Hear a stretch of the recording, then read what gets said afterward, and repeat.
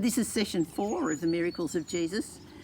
And the miracle we're looking at today is not a healing, it's a miracle of Jesus' power over the forces of nature. The disciples and Jesus were in a boat going across the Sea of Galilee. And this sea is known for sudden storms that whip up. And these were fishermen and they were used to these storms, but this particular storm must have been a beauty because it says the waves were coming over the boat in danger of swamping it. Jesus was with them, but he was asleep in the back of the boat.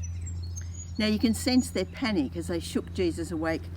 "Don't you care? We're all going to drown." Jesus woke and he rebuked the wind and the waves. "Quiet, be still." And immediately the wind stopped and it was calm. There would have been an eerie silence as the wind dropped and the waves stopped sloshing.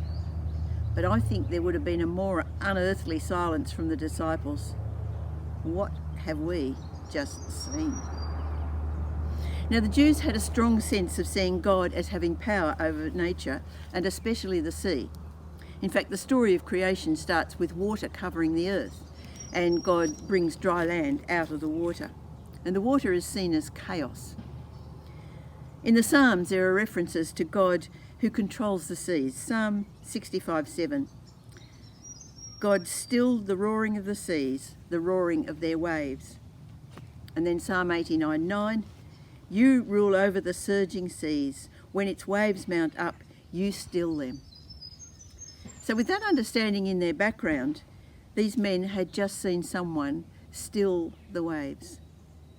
And that's what left them gasping in awe. Who is this? Even the wind and the waves obey him. Now the disciples knew that Jesus was sent from God, but they hadn't yet come to the understanding that he actually was their God. They'd just seen a demonstration of the power of God, and it says they were terrified. You see, the direct presence of God would strike fear into anyone because of his awesome holiness. That picture is there in Isaiah 6, where Isaiah has a vision of seeing right into heaven, and his immediate response is, "Woe to me, I'm ruined." And he says, because he has seen how polluted his life was in comparison to the purity and holiness of God. Seeing the power of God actually brings fear into our lives. But Jesus' response to them was, "Why are you so afraid? Do you still have no faith?" In other words, trust me. They had just witnessed a fearful thing, but Jesus is saying, trust me, I'm here with you.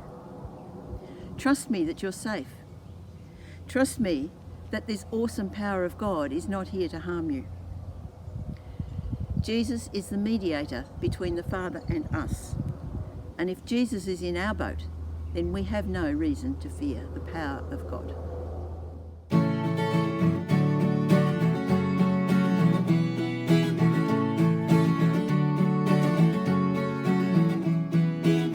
You heal the broken hearted. You set the captive